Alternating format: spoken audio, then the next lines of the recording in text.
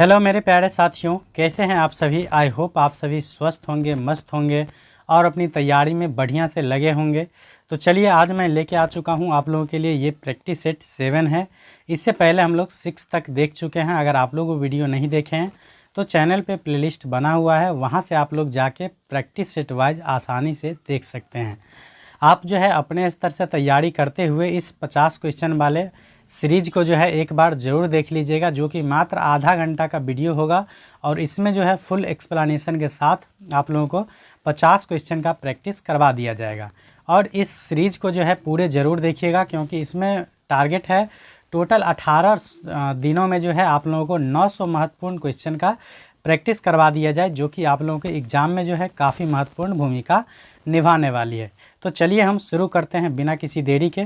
तो आप लोग वीडियो को अंत तक जरूर देखिएगा। तो चलिए फर्स्ट क्वेश्चन हमारा आ चुका है। पहला बोला जा रहा है, जो नमामि गंगे कार्यक्रम से संबंधित निम्नलिखित कथनों पर विचार करें। तो पहला कथन दिया गया है, जो इस कार्यक्रम को 42,500 करोड़ के कुल परिव्यय के साथ मार्च 2028 तक बढ़ाया गया है। तो ये कथन बिल्कुल गलत हो जाएगा। तो याद रखिएगा, इसको 42,500 करोड़ के कुल परिव्यय के साथ बढ़ाया जरूर गया था, लेकिन इसको बढ़ाया गया था मार्च 2026 तक। ठीक है ना। तो यहाँ 28 दिया गया है, इसलिए पहला कथन क्या हो जाएगा, गलत हो जाएगा।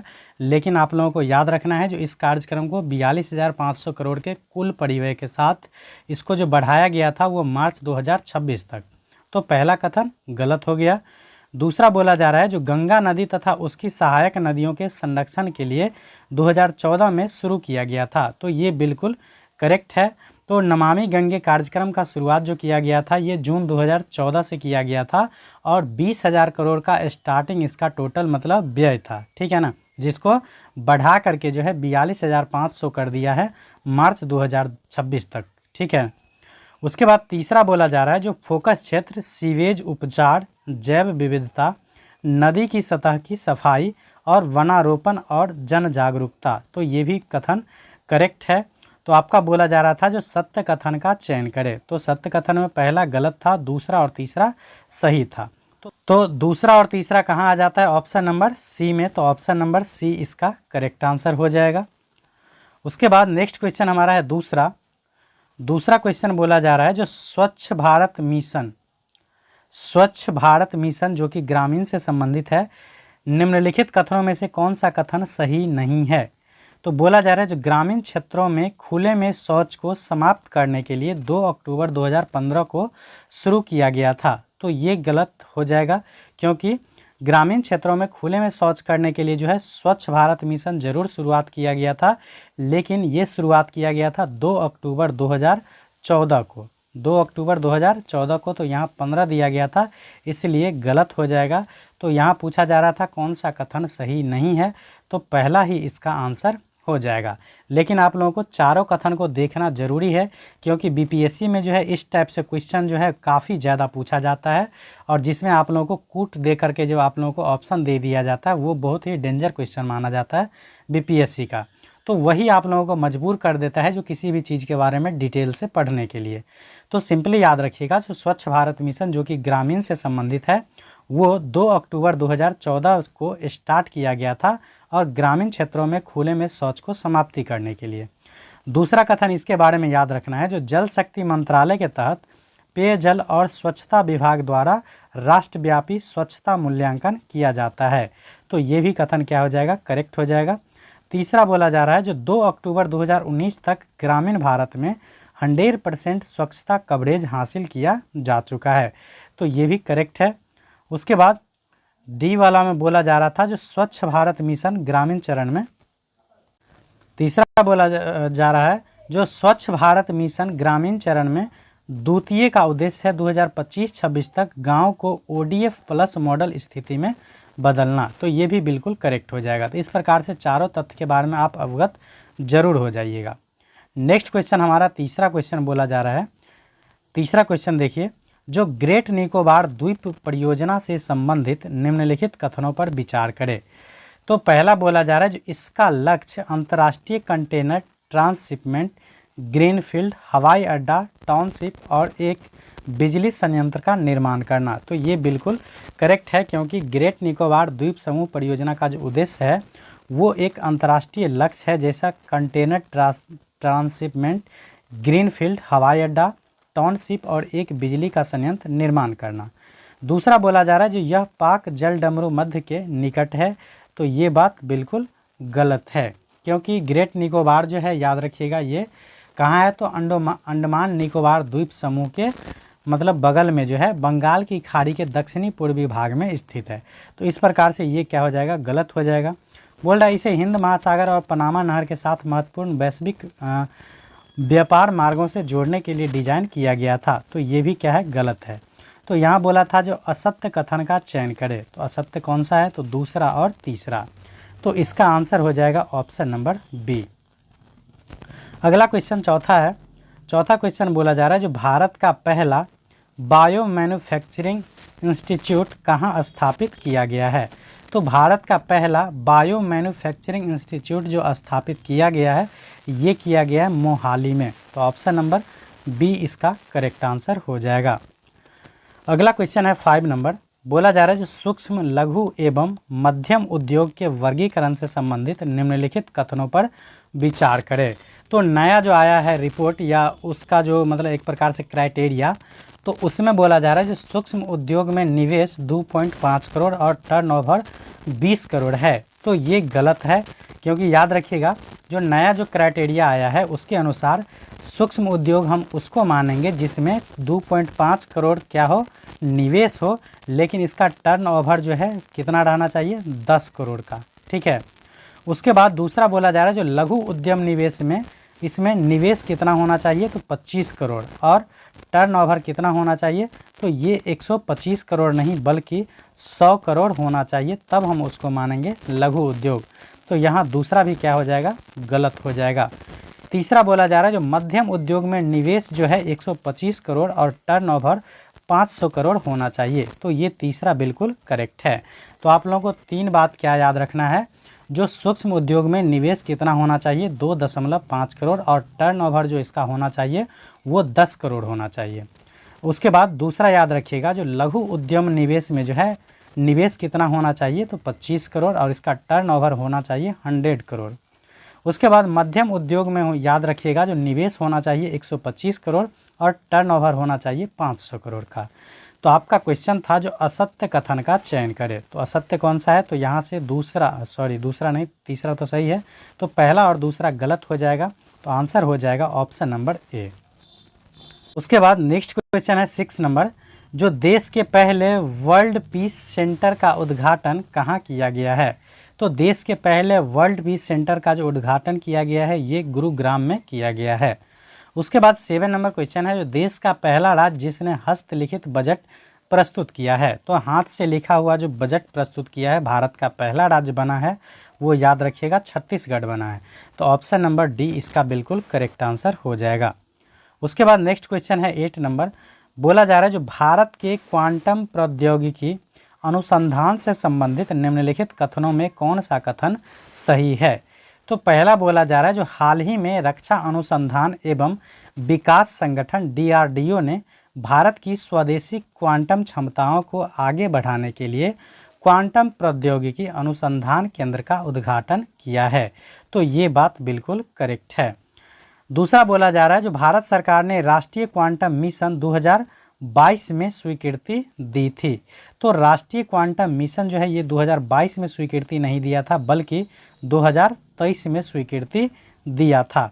तो यहाँ से जो है दूसरा कथन क्या हो जाएगा, गलत। और बोल रहा है इसकी अवधि 2023-24 से 30-31 तक मतलब 8 साल के लिए बढ़ाई गई थी। तो यहाँ ये बात गलत है, लेकिन इसमें एक कथन गलत ये हो गया जो इसको 2022 में स्वीकृति नहीं बल्कि 2023 में स्वीकृति दिया गया था। तो यहाँ बोला जा रहा है कौन सा कथन सही है, तो सही कौन सा हो जाएगा, तो याद रखिएगा 8 का ए इसका करेक्ट आंसर हो जाएगा। उसके बाद नेक्स्ट क्वेश्चन है 9 नंबर। बोला जा रहा है किस देश की महिलाओं ने लेट्स स्टडी नामक अभियान शुरू किया है। तो लेट्स स्टडी नामक अभियान जो शुरू किया है ये याद रखिएगा अफगानिस्तान की महिलाओं ने किया है। तो ऑप्शन नंबर सी इसका करेक्ट आंसर हो जाएगा। उसके बाद नेक्स्ट क्वेश्चन है 10 नंबर। बोला जा रहा है जो भारत की जीडीपी ग्रोथ रेट से संबंधित निम्नलिखित कथनों पर विचार करे। तो पहला बोला जा रहा है जो भारत वास्तविक जीडीपी के आधार पर दुनिया की चौथी सबसे बड़ी अर्थव्यवस्था बन गई है। तो मेरे हिसाब से ये करेक्ट है। हालांकि जिस बुक से मैंने ये क्वेश्चन लिया है वहाँ पे ये गलत दिया गया था, तो आप लोग कमेंट करके बताइएगा। ये क्वेश्चन मैं आप लोगों पे छोड़ देता हूँ, क्या ये चौथी अर्थव्यवस्था है या नहीं। उसके बाद IMF के अनुमान के अनुसार भारत 2028 तक दुनिया की तीसरी सबसे बड़ी अर्थव्यवस्था बन जाएगा। तो मेरे हिसाब से ये दोनों कथन सही है।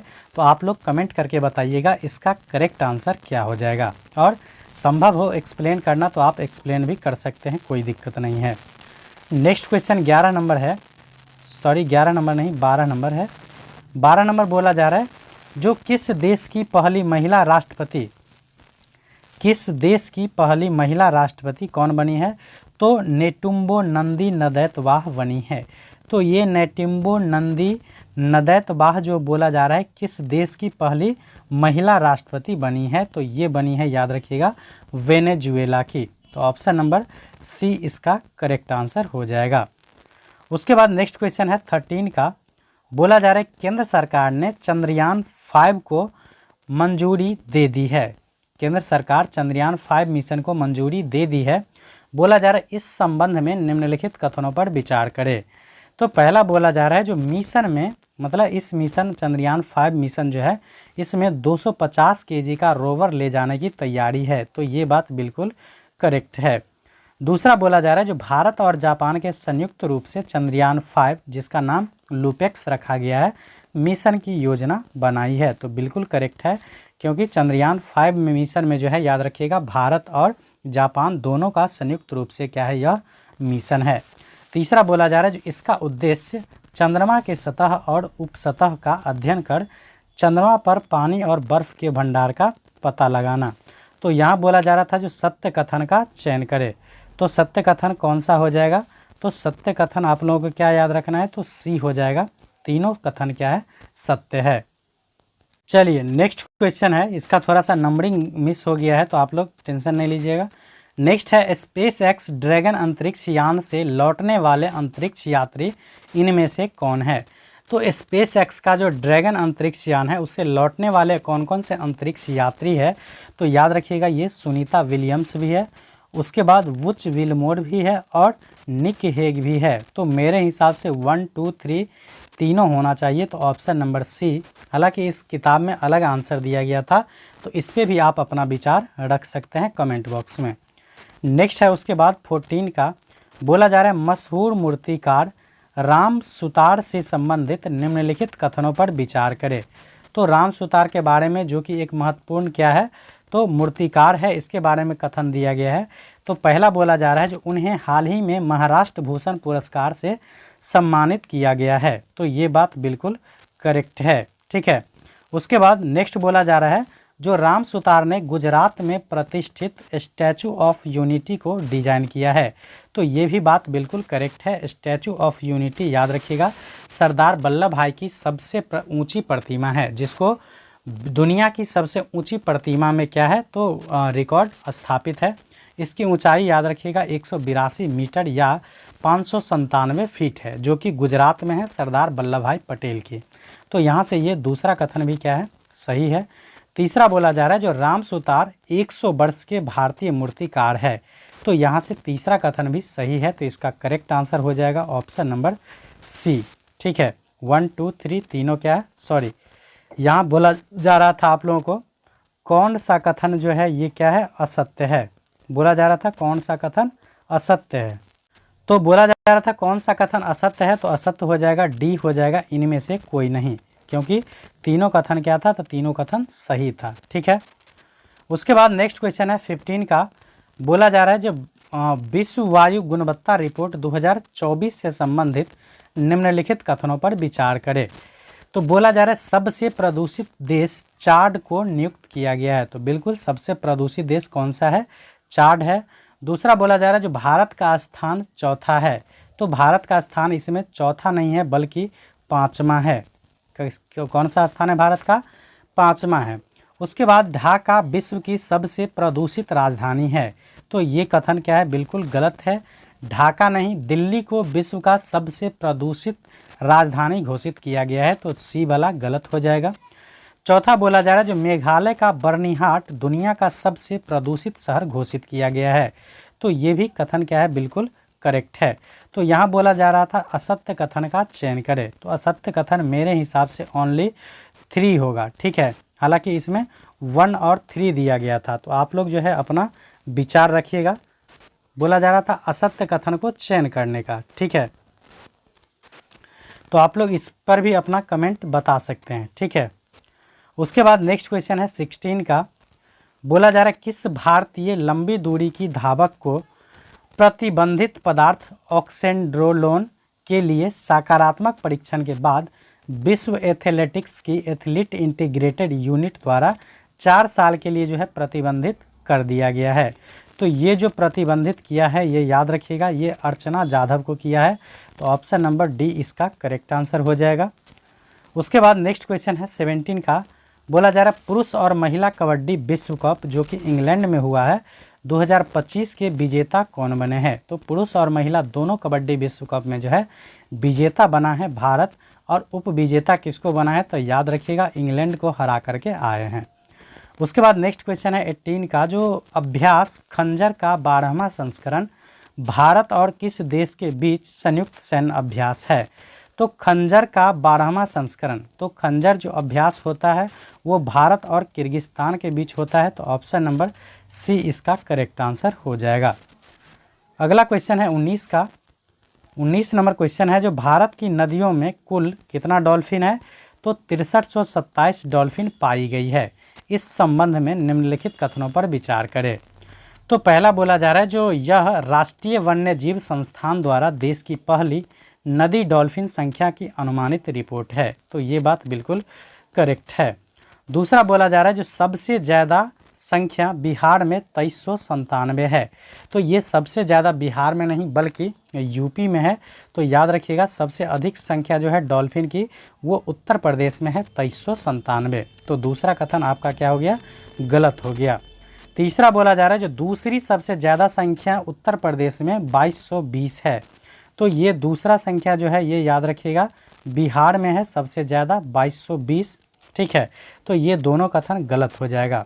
तो यहाँ बोला जा रहा था कौन सा कथन सत्य नहीं है, तो दूसरा और तीसरा सत्य नहीं था, तो ऑप्शन नंबर सी इसका बिल्कुल करेक्ट आंसर हो जाएगा। अगला क्वेश्चन है 20 का। नेक्स्ट क्वेश्चन बोला जा रहा है 20 का। जो केंद्रीय मंत्री डॉक्टर जितेंद्र सिंह ने राष्ट्रीय ध्रुवीय और महासागर अनुसंधान केंद्र NCPOR में सागर भवन और ध्रुव भवन का उद्घाटन कहाँ किया है, तो ये किया गया है आप लोगों को याद रखिएगा गोवा में, तो ऑप्शन नंबर ए इसका बिल्कुल करेक्ट आंसर हो जाएगा। उसके बाद नेक्स्ट क्वेश्चन है 21 का। बोला जा रहा है जो किस फुटबॉल खिलाड़ी को नाइटवुड की उपाधि से सम्मानित किया गया है, तो कौन से ऐसे फुटबॉल खिलाड़ी है जिसको नाइटवुड की उपाधि से सम्मानित किया गया है, तो याद रखिएगा डेविड वेकहम, ऑप्शन नंबर डी इसका करेक्ट आंसर हो जाएगा। उसके बाद नेक्स्ट क्वेश्चन है 22 का। जो हाल ही में अमेरिकी राष्ट्रपति डोनाल्ड ट्रंप द्वारा हस्ताक्षरित टेक इट डाउन एक्ट किससे संबंधित है, तो टेक इट डाउन एक्ट जो संबंधित है ये याद रखिएगा AI जनरेटेड डिप फेक सामग्री के नियंत्रण हेतु, तो ऑप्शन नंबर ए इसका करेक्ट आंसर हो जाएगा। AI के माध्यम से किसी भी आप फोटो या प्रोफाइल यूज करते हैं तो ये दंडनीय अपराध है, उसी को मतलब टेक इट डाउन एक्ट के माध्यम से अमेरिका में पारित किया गया है। अगला क्वेश्चन है 23 का। जो प्रथम सागरमाथा संवाद कहाँ आयोजित किया गया है, तो प्रथम सागरमाथा संवाद जो आयोजित किया गया है ये नेपाल में, तो ऑप्शन नंबर सी इसका करेक्ट आंसर हो जाएगा। अगला क्वेश्चन है 24 का। जो हाल ही में केंद्रीय मंत्री ने किस राज्य में उत्तर भारत का पहला सेमीकंडक्टर विनिर्माण संयंत्र स्थापित करने को मंजूरी दे दी है, तो ये दिया है उत्तर प्रदेश में, तो ऑप्शन नंबर बी इसका करेक्ट आंसर हो जाएगा। अगला क्वेश्चन है 25 का। जो भारत का प्रथम राज्य कौन है जिसने विधानसभा कार्यवाही का प्रसारण सांकेतिक भाषा में किया है, तो सांकेतिक भाषा में विधानसभा कार्यवाही का जो है प्रसारण करने वाला पहला राज्य जो बना है वो याद रखिएगा पंजाब बना है, तो ऑप्शन नंबर ए इसका बिल्कुल करेक्ट आंसर हो जाएगा। अगला क्वेश्चन है 26 का, जो मैथिली भाषा के लिए कविता संग्रह बनारस आ हम के लिए किसे साहित्य अकादमी युवा पुरस्कार 2025 से सम्मानित किया गया है। तो मैथिली भाषा के लिए जो कविता संग्रह है जिसका नाम है बनारस आ हम, इसके लिए जो मैथिली साहित्य अकादमी युवा पुरस्कार दिया गया है ये नेहा झा मैनी को। तो ऑप्शन नंबर ए इसका बिल्कुल करेक्ट आंसर हो जाएगा। उसके बाद नेक्स्ट क्वेश्चन है 27 का, जो हालिया संदर्भों में चर्चित 3R किससे संबंधित है। तो 3R जो संबंधित है ये सर्कुलर इकोनॉमी से संबंधित है। तो ऑप्शन नंबर बी इसका करेक्ट आंसर हो जाएगा। यहाँ 3R का अगर फुल फॉर्म आप लोगों को पता है तो कमेंट बॉक्स में बताइएगा।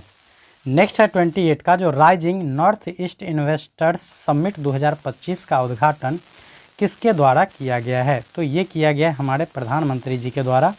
तो ऑप्शन नंबर ए इसका करेक्ट आंसर हो जाएगा। अगला क्वेश्चन है 29 का, जो कभी कभी समाचारों में देखी जाने वाली क्या है। तो STEM का संबंध किससे है। तो STEM का संबंध किससे है, तो ये याद रखिएगा आप लोगों को शिक्षा से हो जाएगा। ठीक है, किस चीज़ से हो जाएगा, शिक्षा से। उसके बाद अगला क्वेश्चन है 30 का, बोला जा रहा है जो हैदराबाद के नीलोफर अस्पताल में लॉन्च किए गए देश के पहले AI संचालित उपकरण का नाम क्या है, जो बिना सुई के रक्त परीक्षण कर सकता है। समझिए, बिना सुई का ही रक्त परीक्षण कर देगा, ऐसा AI से चलने वाला एक उपकरण का निर्माण किया है जिसको हैदराबाद के नीलोफर अस्पताल में जो है लॉन्च किया गया है। तो उसका नाम है, याद रखिएगा, अमृत स्वस्थ भारत। तो ऑप्शन नंबर बी इसका करेक्ट आंसर हो जाएगा। उसके बाद नेक्स्ट क्वेश्चन है 31 का, जो महिलाओं और बच्चों की सुरक्षा बढ़ाने के लिए प्रोजेक्ट हिफाजत की शुरुआत किस राज्य या केंद्र शासित प्रदेश द्वारा की गई है। तो प्रोजेक्ट हिफाजत जो शुरू किया गया है ये पंजाब के द्वारा शुरू किया गया है। तो ऑप्शन नंबर सी इसका करेक्ट आंसर हो जाएगा। नेक्स्ट है 32 का, जो Stockholm International Peace Research Institute जिसको सिपरी शॉर्ट में बोला जाता है, इसकी हालिया रिपोर्ट के अनुसार वर्ष 2020 से 24 के दौरान कुल वैश्विक हथियार आयात में जो है भारत की हिस्सेदारी कितना है। तो कुल वैश्विक हथियार आयात में जो है ये भारत की हिस्सेदारी है 8.3%। तो ऑप्शन नंबर बी इसका करेक्ट आंसर हो जाएगा। अगला क्वेश्चन है 33 का, जो किस राज्य ने अपनी टीकाकरण कार्यक्रम को मजबूत करने के लिए rapid immunisation skill enhancement RISE app launch किया है। तो ये राइज ऐप जो लॉन्च किया है यह याद रखिएगा उत्तर प्रदेश ने किया है। तो ऑप्शन नंबर सी इसका करेक्ट आंसर हो जाएगा। उसके बाद है 34 का, जो किस राज्य सरकार ने स्वर्गीय रतन टाटा के सम्मान में सेमीकंडक्टर और इलेक्ट्रॉनिक्स लॉजिस्टिक पार्क्स क्षेत्र का नाम बदलकर रतन टाटा इलेक्ट्रॉनिक्स सिटी रख दिया है। तो ये रतन टाटा इलेक्ट्रॉनिक्स सिटी जो रखा है ये आप लोगों को याद रखिएगा असम। ऑप्शन नंबर बी इसका करेक्ट आंसर हो जाएगा। उसके बाद नेक्स्ट क्वेश्चन है 35 का। 35 में बोला जा रहा है आप लोगों को, जो वर्ष 2024-25 में भारत में प्रत्यक्ष विदेशी निवेश FDI के अंतर्वहन से संबंधित निम्नलिखित कथनों पर विचार करें।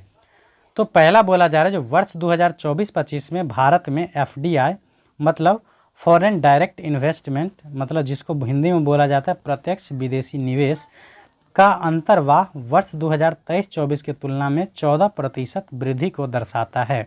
तो ये कथन बिल्कुल करेक्ट है। दूसरा बोला जा रहा है, जो सबसे अधिक FDI भारत को मलेशिया से प्राप्त हुआ है। तो ये बात बिल्कुल गलत है, क्योंकि भारत को सबसे अधिक जो FDI प्राप्त हुआ है ये प्राप्त हुआ है सिंगापुर से। उसके बाद तीसरा बोला जा रहा है, जो सबसे अधिक FDI सर्विस सेक्टर में 19% प्राप्त हुआ है। तो ये बात बिल्कुल करेक्ट है। चौथा बोला जा रहा था, जो राज्य में सबसे अधिक FDI दिल्ली को प्राप्त हुआ है। तो ये बात बिल्कुल गलत है। तो राज्य में जो सबसे अधिक FDI प्राप्त हुआ ये महाराष्ट्र को प्राप्त हुआ है। तो यहाँ से आप लोगों को दूसरा और चौथा गलत था। तो यहाँ पूछा जा रहा है कौन सा कथन जो है ये गलत है। तो गलत कौन सा हो जाएगा, तो याद रखिएगा दूसरा और चौथा। तो इसका आंसर हो जाएगा ऑप्शन नंबर सी। उसके बाद नेक्स्ट क्वेश्चन है 36 का। 36 का बोला जा रहा है, जो हाल ही में हाल ही में किस खाड़ी देश ने टॉराइज पहल की शुरुआत की है? तो टॉराइज पहल की शुरुआत जो की है ये सऊदी अरब। ऑप्शन नंबर बी इसका करेक्ट आंसर हो जाएगा। उसके बाद 37 का है, जो भारत के जैव प्रौद्योगिकी क्षेत्र के विकास के अंतर्गत किस वर्ष तक भारत की जैव अर्थव्यवस्था 300 बिलियन अमेरिकी डॉलर तक पहुंचने का लक्ष्य है?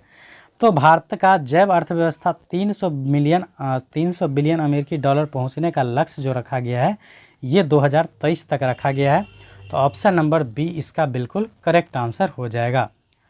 उसके बाद नेक्स्ट क्वेश्चन है 38 का, जो प्रायः समाचार पत्रों में चर्चित नारगोनो कराबाख क्षेत्र किस देश में स्थित एक स्वायत्त क्षेत्र है? तो नारगोनो कराबाख क्षेत्र जो स्थित है ये आप लोगों को याद रखिएगा अजरबैजान में। ऑप्शन नंबर बी इसका करेक्ट आंसर हो जाएगा।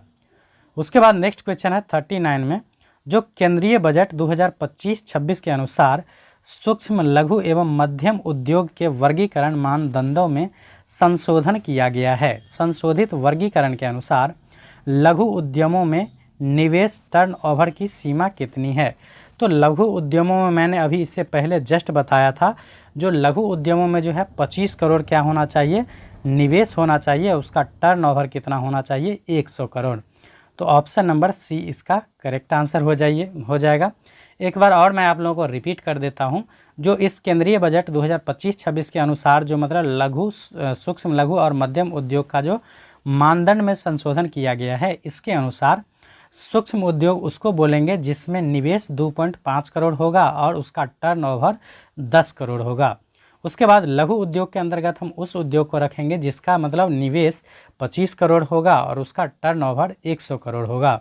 उसके बाद मध्यम उद्योग के अंतर्गत हम ऐसे उद्योग को रखेंगे जिसका निवेश बोल सकते हैं 125 करोड़ होगा और टर्नओवर जो है 500 करोड़ का होगा। तो आप लोग इस तीनों को जरूर याद रखिएगा, एक क्वेश्चन जरूर इससे रिलेटेड रहने वाला है। उसके बाद नेक्स्ट क्वेश्चन है 40 नंबर क्वेश्चन बोला जा रहा है, जो हाल ही में संसद द्वारा पारित बैंकिंग कानून अधिनियम 2024 के तहत बैंक खाता धारकों को अधिकतम कितने नॉमिनी रखने की अनुमति दी गई है? तो मैक्सिमम जो आप नॉमिनी रख सकते हैं अकाउंट में वो 4 नॉमिनी रख सकते हैं। तो सी इसका करेक्ट आंसर हो जाएगा। नेक्स्ट क्वेश्चन है 41 का, जो 7 से 8 मार्च 2025 को बिहार के पूर्वी चंपारण के मोतिहारी में प्रथम स्वर्ण वेदनाम उत्सव का आयोजन किया गया, जिसका उद्देश्य क्या था? तो याद रखिएगा, भारतीय सशस्त्र बलों की सैन्य क्षमता का प्रदर्शन कर युवाओं को इसमें शामिल करने हेतु प्रेरित करना। तो ऑप्शन नंबर डी इसका बिल्कुल करेक्ट आंसर हो जाएगा। उसके बाद नेक्स्ट क्वेश्चन है 42 का, बोला जा रहा है जो 7 से 9 मई 2025 तक गृह मंत्रालय द्वारा देश के कितने संवेदनशील जिलों में नागरिक सुरक्षा अभ्यास का आयोजन किया गया है? तो ये किया गया टोटल 244 जिलों में। तो ऑप्शन नंबर बी इसका करेक्ट आंसर हो जाएगा। तीसरा बोला जा रहा है जो युगे युगीन भारत राष्ट्रीय संग्रहालय जो है वो कहाँ और किस देश के सहयोग से स्थापित किया गया है? तो युगे युगीन भारत राष्ट्रीय संग्रहालय जो है ये याद रखिएगा नई दिल्ली में स्थापित किया गया है, मतलब किया जाएगा, और ये फ्रांस के सहयोग से किया जाएगा। तो ऑप्शन नंबर बी इसका करेक्ट आंसर हो जाएगा। नेक्स्ट क्वेश्चन है 44 का, जो पर्पल फेस्ट 2025 निम्नलिखित में से किस एक समूह से संबंधित है? तो पर्पल फेस्ट 2025 का जो संबंधित है ये दिव्यांग जनों से है। तो ऑप्शन नंबर डी इसका करेक्ट आंसर हो जाएगा। उसके बाद है 45 का, जो राष्ट्रीय रोपवे विकास कार्यक्रम भारत सरकार के किस परियोजना का हिस्सा है? तो राष्ट्रीय रोपवे विकास कार्यक्रम जो है ये याद रखिएगा भारत सरकार के पर्वतमाला परियोजना का हिस्सा है। तो ऑप्शन नंबर बी इसका करेक्ट आंसर हो जाएगा। उसके बाद नेक्स्ट क्वेश्चन है 46 का, बोला जा रहा है जो हाल ही में सर्वोच्च न्यायालय में विकलांगता आधारित भेदभाव के विरुद्ध अधिकार को कौन सा अधिकार घोषित किया है? तो ये इसको घोषित किया गया है मौलिक अधिकार। तो ऑप्शन नंबर ए इसका करेक्ट आंसर हो जाएगा। नेक्स्ट है 47 का, जो एकल महिला स्वरोजगार योजना किस राज्य या केंद्र शासित प्रदेश ने शुरू किया है? तो एकल महिला स्वरोजगार योजना ये उत्तराखंड द्वारा शुरू किया गया है। तो ऑप्शन नंबर सी इसका बिल्कुल करेक्ट आंसर हो जाएगा। उसके बाद नेक्स्ट क्वेश्चन है 48 का, जो आवास और शहरी मामलों के मंत्रालय ने केंद्रीय आवास आवंटन में दिव्यांग सरकारी कर्मचारियों के लिए कितने प्रतिशत आरक्षण शुरू किया है? तो ये 4% आरक्षण शुरू किया गया है, जिसमें 4 प्रकार के दिव्यांगों को शामिल किया गया है। जो मान लीजिए मेंटली इफेक्टेड है वो, जो मुख से इफेक्टेड है वो, जो देख नहीं सकते वो, और जो चल नहीं सकते वो। तो ये चारों मतलब दिव्यांगजनों को इसमें शामिल किया गया है और 4% को इसका आरक्षण दिया गया है। उसके बाद 49 का है, जो किस राज्य सरकार द्वारा राज्य के पहले वैज्ञानिक कोयला खनन सरिंगखम ए का उद्घाटन किया गया है? तो ये किया गया है मेघालय के द्वारा। तो ऑप्शन नंबर बी इसका करेक्ट आंसर हो जाएगा। उसके बाद नेक्स्ट क्वेश्चन है 50 नंबर क्वेश्चन, और आज का लास्ट है। बोला जा रहा है, जो वरिष्ठ नागरिक आयोग स्थापित करने वाला भारत का पहला राज्य कौन है? तो वरिष्ठ नागरिक आयोग स्थापित करने वाला भारत का पहला राज्य हो जाएगा केरल। तो ऑप्शन नंबर सी इसका बिल्कुल करेक्ट आंसर हो जाएगा। तो चलिए, आज के इस वीडियो में मैं आप लोगों को इस पूरे 50 क्वेश्चन को कंप्लीट करवा चुका हूं और यथासंभव इसका एक्सप्लेन भी मैंने कर दिया हूं। तो उम्मीद करता हूं आप लोगों को यह वीडियो अच्छा लगेगा। वीडियो पसंद आए तो लाइक कमेंट ज़रूर कर दिया कीजिए और अपने दोस्तों में शेयर ज़रूर कर दीजिएगा। और इसी प्रकार के वीडियो को देखने के लिए चैनल को सब्सक्राइब ज़रूर कर लीजिएगा। Thanks for watching.